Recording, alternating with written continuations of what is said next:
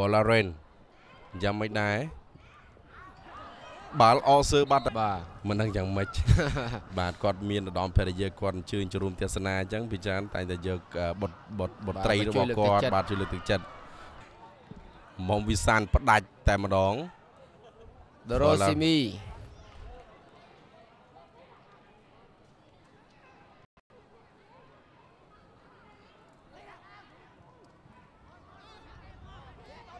លុយសុភាឆេងហតកំពុងតែរងចាំបាទតាមពិតទៅបាទឆេងហតនេះគេលេងការពារគេជួយបំរើបានទៀតក្រោះទៅកណ្ដាលមានឱកាសស្មើហើយអូបាទអស្ចារ្យណាស់បាទកីឡាករ Dorosimi សិក្សាបាទល្អណាស់បាទឆេងហតនេះបាទឃើញថាគាត់លេងជាខ្សែការពារហើយជួយដល់បំរើហើយមានឱកាសក្រោះទៅកណ្ដាលឲ្យខ្សែប្រយុទ្ធបាទគឺសុទ្ធបញ្ចូលទីបានទៀតបាទមិនធម្មតាទេបានឃើញថា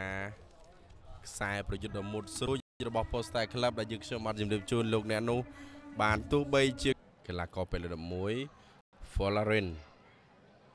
Jonathan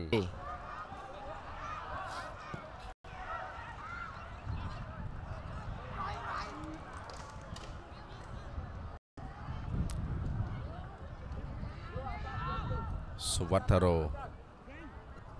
លុចរដ្ឋាទៅមិនរួចជាមួយខ្សែការពារពេញហត់